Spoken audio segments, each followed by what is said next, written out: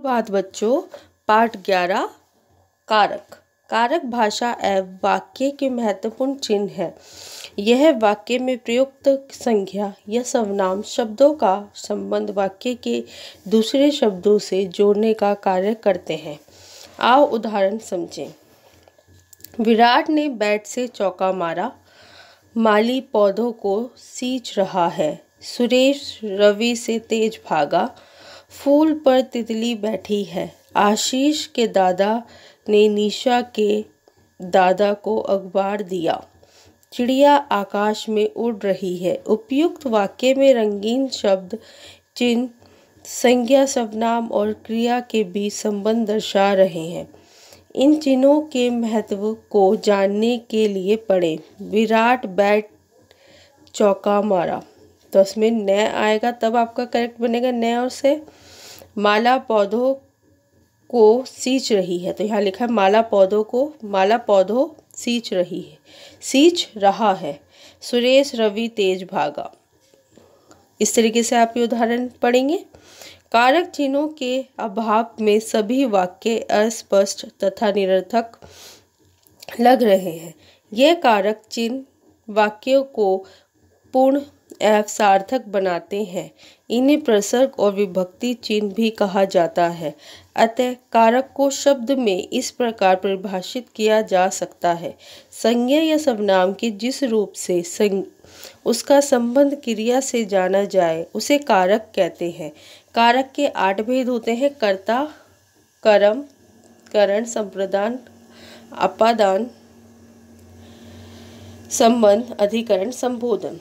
जैसे कि आपको दे रखा है, देखिए, कर्ता ने किस पहचान है, किसने कौन प्रयोग करा है, अभिनव ने पत्र लिखा।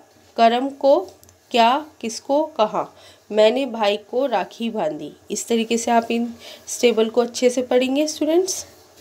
कर्ता कारक। कर्ता का अर्थ है क्रिया करने वाला। वाक्य में जो शब्द क्रिया को करने वाला होता है उसे कर्ता कहते हैं। जैसे कि शिल्पी ने सितार बजाया। किसने बजाया सितार? शिल्पी ने। उपयुक्त वाक्य में शिल्पी और नेताजी क्रिया को करने वाले कर्ता हैं तथा प्रसर्ग अर्थात विभक्ति चिन्ह का प्रयोग है।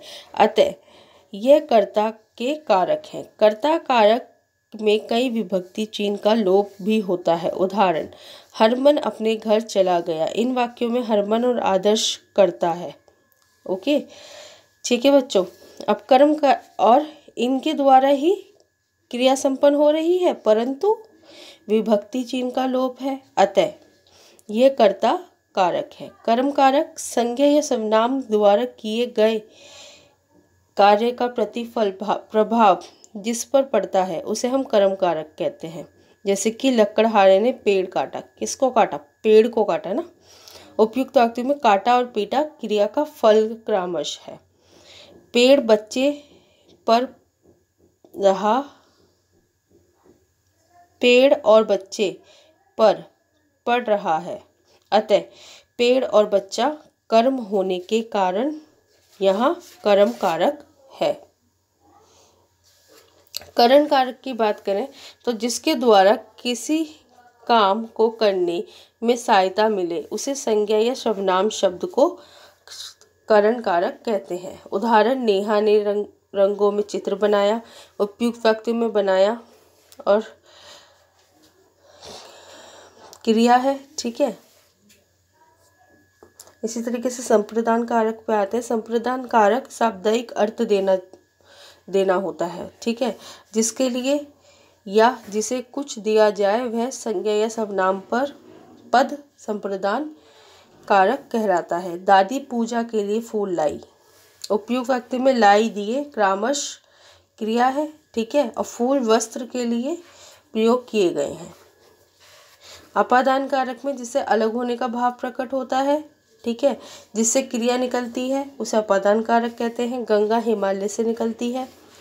संबंध कारक में संज्ञा के जिस रूप से किसी वस्तु का दूसरी वस्तु से संबंध प्रकट हो उसे संबंध कारक कहते हैं। और संबंध कारक को दो संज्ञा के बीच संबंध स्थापित करता है। शशांक की बहन का विवाह है। ओके। अधिकरण कारक, इसे आप नीचे रीड करेंगे स्टूडेंट्स। अधिकरण कारक संज्ञा या अथवा सर्वनाम के जिस रूप के द्वारा क्रिया के आधार या उसके होने का स्थान बोध हो उसे अधिकरण कारक कहते हैं। जैसे पेड़ पर बंदर बैठा है, इस तरीके से आप इसे रीड करेंगे। संबोधन कारक शब्द के जिस रूप में किसी को बुलाने और पुकारने के भाव आभास हो उसे संबोधन कारक कहते हैं। जैसे कि हे भगवान हमें सद्बुद्धि दीजिए, तो हम भगवान को पुकार रहे हैं ना। और इसलिए I hope you all are understand. Read this chapter again and again. Thank you.